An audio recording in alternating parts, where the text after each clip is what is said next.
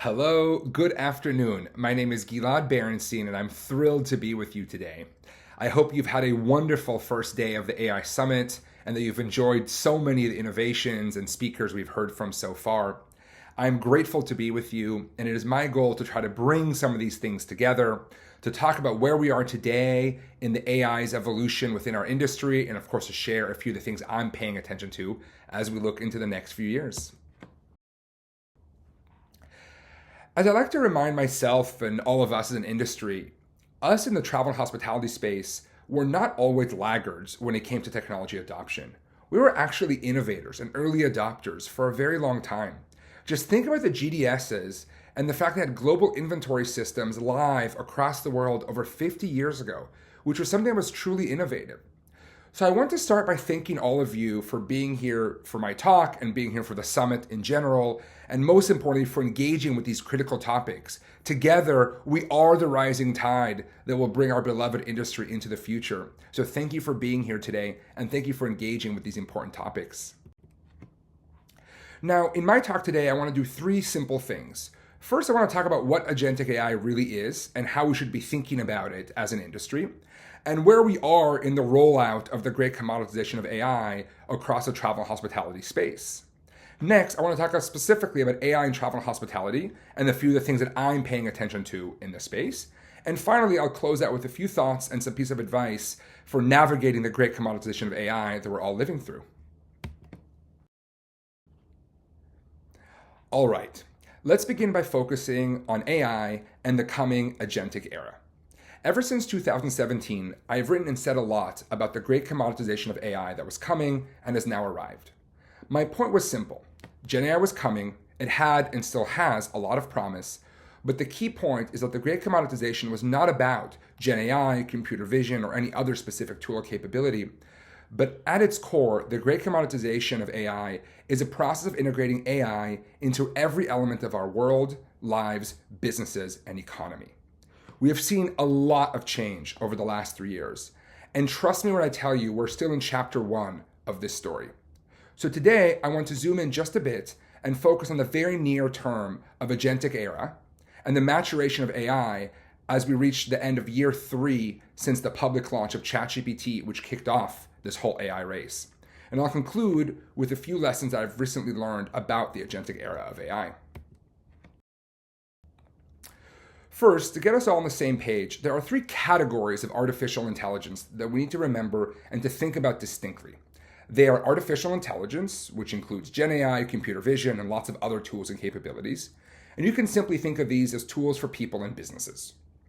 We have AGI, artificial general intelligence, which represents a very near future state of AI, where we deploy millions and eventually billions of AI bots or agents with capabilities at similar level to those of the average educated human adult. This will be our main focus today. And then of course we have ASI, artificial superintelligence, which represents a future state of AI, we're not that close, where the AI bots are more capable at nearly everything than the best, most educated humans in those fields. Now think about these 3 categories like this. AI, the tool, is here today. It brings an entire new set of capabilities to help you achieve your goal. Right now, you and your company should be testing and adopting these tools to further your business goals. It's that simple. AGI is near. AI agents or bots are already showing up and helping us achieve mass efficiency and increase productivity across the economy, while bringing additional knowledge and skill sets to our organizations. And ASI is not that close and is something we can frankly disregard at the moment. Another critical technology for the coming agentic era is the MCP server and the MCP standard. So to begin, what is an MCP? An MCP server is effectively a new kind of API. It is a back-end service that exposes tools, data resources, and prompts to AI systems via the MCP standard. It essentially acts like a bridge and an adapter between an AI agent and the external world, things like booking systems, proprietary data, and the like, leading us to a reality where AI assistants don't have to rely on memory, but can call actual info and data in real time, just like we expect our human travel advisors and agents to do as well. Now, why should we care about the MCP standard as an industry? And I think there's at least 2 reasons. First is that the MCP standard enables AI agents to access live data and external tools rather than only relying on static memory, meaning they can accomplish more tasks with increased accuracy. And the second reason is because it standardizes integrations, so we don't need custom connections for every single industry system that we want to pair with an AI agent. Said simply, it will supercharge the speed of innovation. Now, moving from some definitions to a timeline, I like to refer to this as the brief commercial history of AI. I think of the 2008 to 2022 era as the super early adopter and hard worker era of AI. This is the time that companies like Utrip had to build all the AI in-house before we arrived at the great commoditization of AI, which is why it was so much hard work to produce AI solutions. Next, in 2023, we enter the play and ship era, or the play and ship just to show people you can do something with Gen AI era of the great commoditization of AI. And it was really all about play and learn. And many of those pilots, many of those products have died out since then. 2024 was what I call the getting back to business phase of the great commoditization of AI. As you probably noticed, the sugar high of 23 wore off, and most companies and CEOs sobered up, put down the shiny object, and got back to basics. Those basics being the same business goals, objectives, and opportunities that boards and CEOs have focused on for decades. And this is why I call the next 2 years the mass adoption era of artificial intelligence. And I know we have a lot of startups with us today. For those of you in the startup space, right now is the time to scale adoption. If you wait a year or two, it will be too late.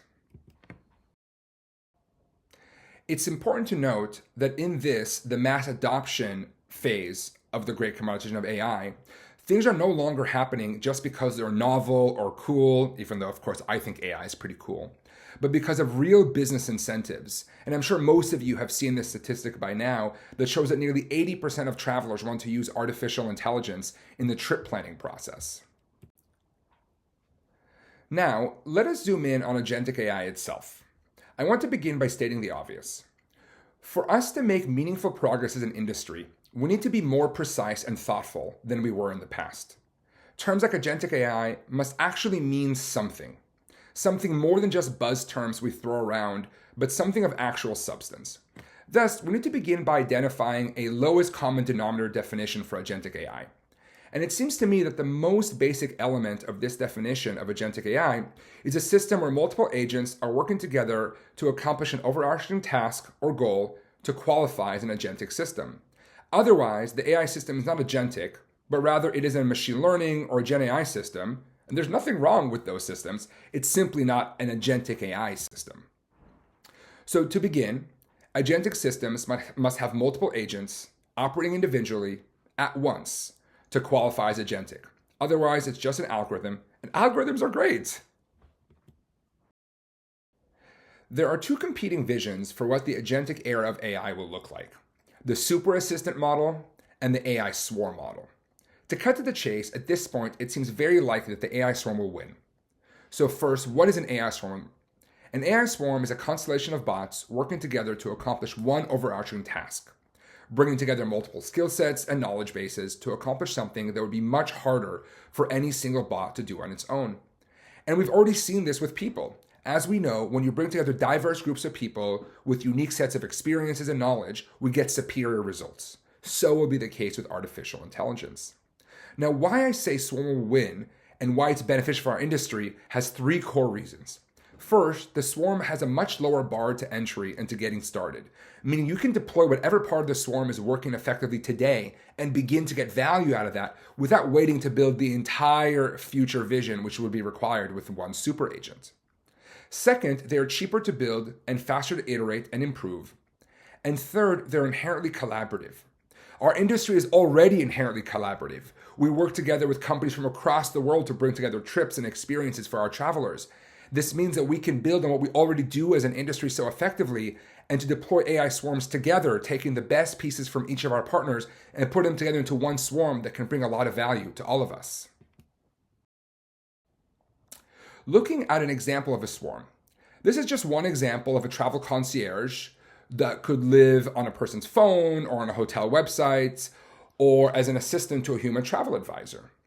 This AI agent swarm, which we can think of as a travel concierge, would benefit from an expert in me bot, an AI agent that understands the traveler's desires, a destination research and analysis bot to research and learn about the places I should consider going, an accommodation search and booking bot that was trained on relevant industry data to identify the best options for me, a payment and smart wallet bot that has secure access to my credit card or bank account, a transportation-focused bot that can search, book, and string together multiple transportation options to optimize my trip, working together with a third-party weather prediction bot to reduce the probability of trip disruption. An itinerary builder bot, which may be a small swarm of its own, including recommendation bots, logistics manager bots, personal scheduler bots, and maybe we also utilize a legal docs and cross-border bot that studies all the visa requirements for the places I'm visiting. And perhaps this initial swarm would actually benefit from utilizing a social media digest bot that can get recommendations from my friends or from their social bots on where I should eat in that city, and partner with a sustainability analysis bot to help reduce the logistics and reduce my carbon footprint. And maybe this is an important business trip, and you also need access to a cultural attaché bot to impress your foreign hosts. And I can go on and on and on. Training one super agent that could do all of these things as of now is simply not possible. But training each one of these micro agents on its own is not that hard, and is already happening today. And if we string them into a swarm, as you can see from this example, we can build AIs that can accomplish incredibly complex things on our behalf. Similarly, we could build an AI swarm that acts as an AI tour guide or an AI tour operator. This tour operator swarm will combine what it learns from a traveler's AI travel assistant, what we just saw in the last slide, along with the AI assistants of all the other guests in the group, plus its own tour AI brain and historical records to create a truly unique offering for every single day. It could also benefit from a weather prediction and traffic prediction bot to ensure that we don't get rained on or waste too much time in traffic, along with many other bots like a news digester bot to identify relevant current events that may be relevant to our tour, a social signal collection bot that knows the best new selfie spots or what movies to reference as we walk around town, etc., etc. This swarm, which among other things acts like a connected trip ecosystem, will push the tour sector into the modern era and provide better experiences for travelers around the world. Another important thing that I'm paying close attention to is business moats and sustainable advantages, and specifically how the coming great commoditization of AI is changing the power dynamics in our sector and across the global economy. There are several moats that are becoming more important and more prominent, and some moats that I believe are losing their power. So the incoming moats include things like access to differentiated data and access to rare inventory, things like speed and agility of a founder or a company, as well as deep vertical data and expertise. Some of the moats that have been really powerful over the last couple decades that are losing steam include access to commoditized inventory, access to broad generic data, horizontal data that now can come from the LLMs, size of your dev team, your historical code base, the quality of your UI, all these things are losing power. So I encourage all of you, both at very large companies as well as our startups in the audience, to really think about the changing power dynamics in the business world and how you can set your company up for success for decades to come. All right, now I want to zoom into the world of travel and hospitality. I want to share a few things that I'm paying close attention to and that I'm really excited about. Up first, we have dynamic products. One thing I've been thinking and writing about for quite some time is a concept I call dynamic products. For decades, our industry has sold dynamic packages that in reality were not very dynamic. With AI and other innovations across our space, we can do a lot better. My vision for a future of dynamic products is built on three core elements or innovations that we've brought to the economy over the last decade. First, are new types of hard product in our industry. My favorite example is always a Lufthansa business class that has 14 seats, but 6 different configurations, providing a lot of versatility and a lot of options to create different types of experiences on the same airplane. Over the last 20 years, Marriott went from under 10 hotel brands to over 35. And we've seen the lifestyleification of brands explode with many more options and a lot more diversity for people to choose between. And then, of course, we've seen the explosion in wellness options, in luxury options, in food and dining experiences, and so much new types of hard products have been created. The second key innovation is dropship capabilities. Things like DoorDash, Uber Eats, and Amazon Prime give us the ability to have a specific product arrive in a specific place at a specific time to enhance an experience or a journey a traveler is having. And lastly, of course, is AI-powered storytelling. Things like Sora, ChatGPT, and all the other tools that have come out to enable us to create truly dynamic stories in real time. So piecing these together, we can take new types of hard product, drop ship things along the way for our travelers, and to create those into real narratives in a way that creates an entire new type of offering that I believe creates a win-win-win outcome. Better experiences for travelers, better margin for travel sellers, and a spread of the value of tourism to many more places and many more businesses around the world.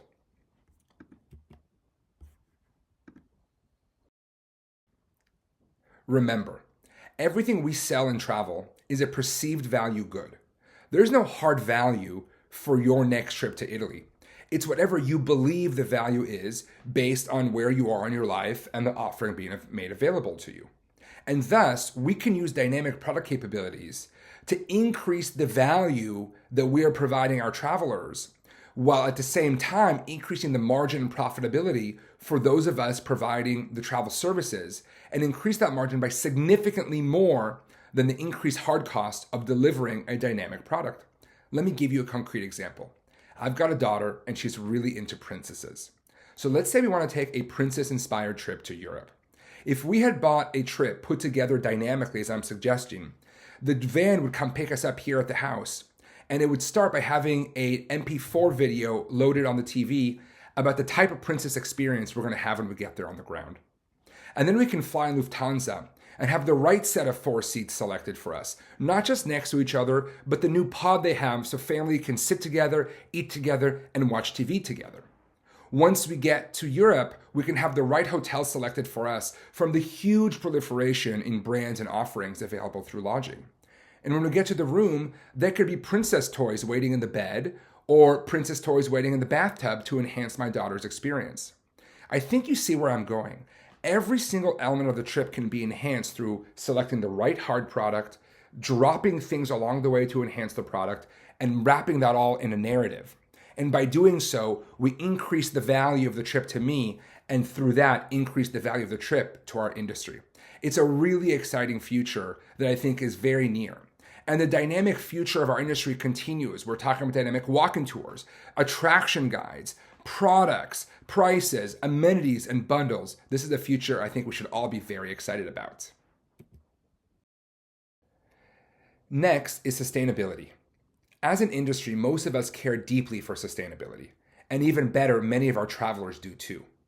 And AI has arrived for sustainability, and there are so many ways to use AI to further our sustainability goals. At Virtuoso's first Impact Summit this past summer, we saw so many examples of AI and technology doing good in the world already. We saw innovators from across our industry using AI to monitor and reduce food waste, creating a win-win-win outcome where we reduce food waste, have better food available for guests, and provide cost savings to the businesses. We saw AI used in conservation tracking and wildlife monitoring. We saw computer vision powered smart alerts to alert officials when there's poaching activity in the wilderness. And we've seen an endless number of examples of using AI to conserve energy and to protect our climate.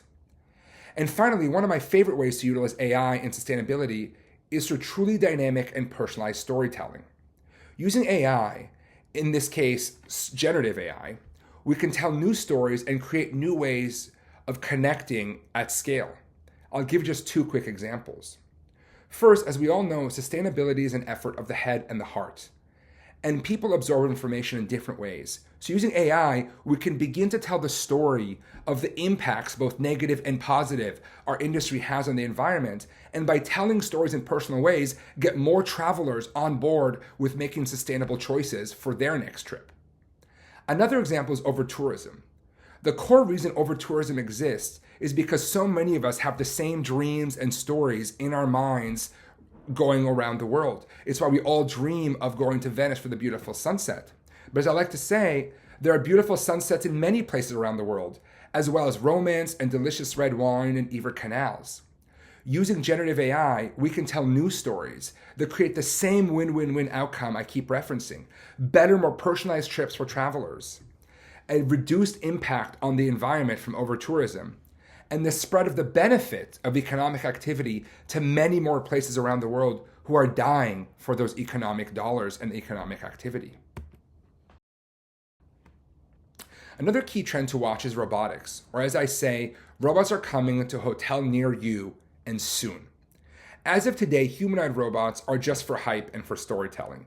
The robots we will soon see deployed in hotels and cruise ships and elsewhere are small functional robots on wheels or tracks. And this is a big win for all of us. By deploying robots, we can provide better service and more personalization across the economic ladder and empower the team, the people who work in our industry, to leave the desk and to become hospitality workers again, instead of being shackled as clerks and information processors. And the connected trip is back, and it will be powered by Agentic AI. One company doing something really cool in this space is Built Rewards, which is one of America's fastest growing fintechs.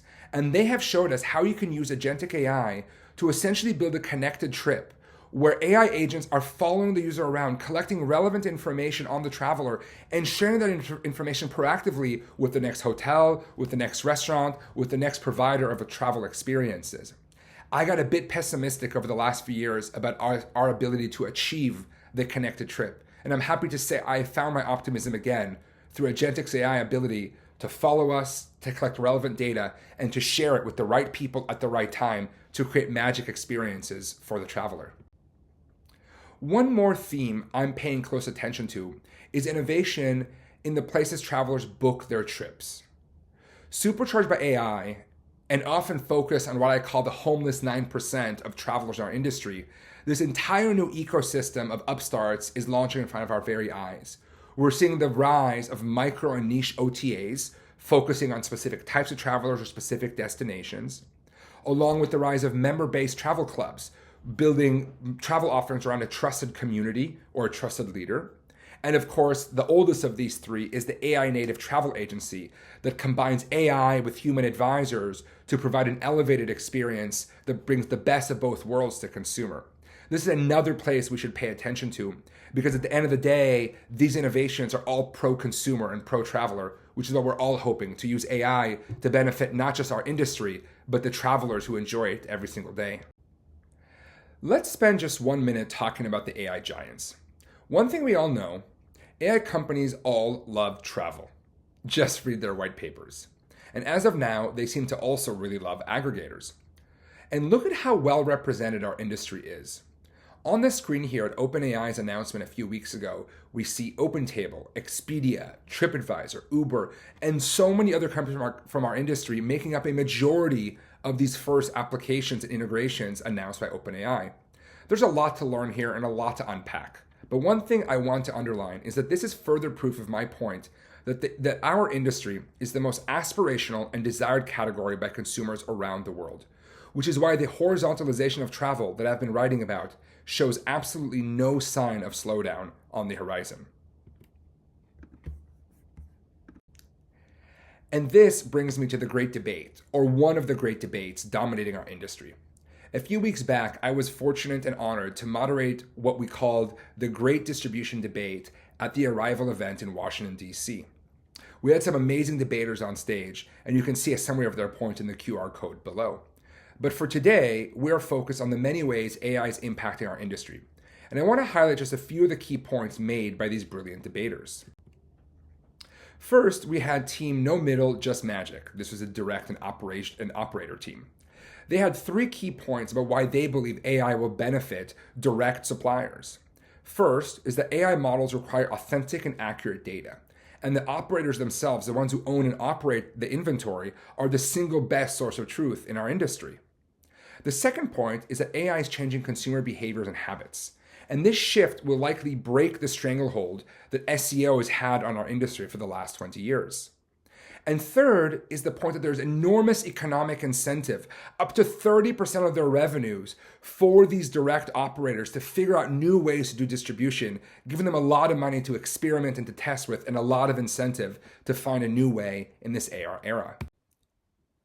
But of course, Team Booked and Boosted, the OTA and reseller team, had some equally powerful points to make about why they think their side will be the greatest beneficiary of artificial intelligence.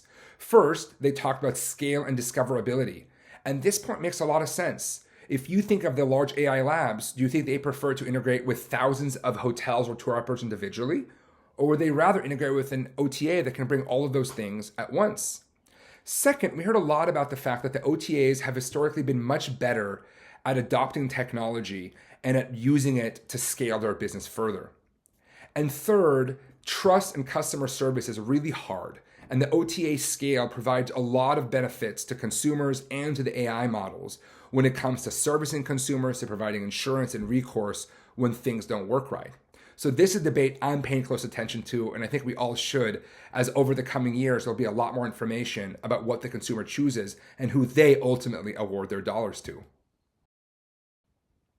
Now, I'm sure I've already run out of time, but there's a few more things I think you should consider in this coming era of the great commoditization of AI. First, the art and science of marketing is quickly changing, and innovation on this front is critical. No matter where you sit in our industry's value chain, we all must reimagine the way we market, acquire leads, and tell stories in this new era of sales and marketing. Beyond marketing, the entire digital discovery and distribution journey is changing. In an essay I recently published, I identified at least 5 possible futures for where travelers will discover and book travel products in the future. Those include the AI giants. Some of us believe that they'll go to OpenAI or Perplexity to book a trip or to rent a car. Next is industry incumbents. Marriott, Expedia, and all those guys have many smart people working on their teams, and they're trying to figure out how to win this AI era. Third is the personal assistants and personal AIs on our phones, which will likely have the most access to data and information about us, giving them a real chance to be a winner in this race. Of course, as a VC investor, I am betting on the startups and hoping that some of these amazing new innovators will figure out how to win the future of e-commerce in our industry. And of course, option number 5 is all the stuff we haven't come up with yet. Agent-to-agent commerce and amazing other ideas that are beginning to percolate. These are all things we have to pay attention to because the distribution landscape of our industry is changing. Another important thing to remember is that UI and UX used to be great moats and competitive advantages within our industry. But the reality is, moving forward, UI will not serve as a moat for at least 2 primary reasons. First, no matter how great your user experience, user interface is, AI no-code developers can copy that in an instant. Thus, whatever advantage you gain by developing the better new UI will be very short-lived. Second is dynamic UI is the future. Some people like to understand things and think about them through maps. Some like itineraries and schedules. Others like narratives. And there's no right or wrong way for a consumer to engage with our content. So the future is a future where data matters more than user interface. The right strategy moving forward is to try to figure out where the traveler is in the travel life cycle, who they are, and how they personally like to absorb information, and to use AI to create dynamic UIs that change in real time for every session and every traveler, depending on who they are, what they like, and where they are in their travel life cycle. Another major shift in the business strategy driven by AI is the build versus buy decision. For most of the past 25 years, the build versus buy decision faced by technology buyers was a pretty easy one. The quality and time to value of the buy, or the license option more accurately, was always going to be better than the quality and time to value of building your own technology solution inside a vast majority of businesses across our industry.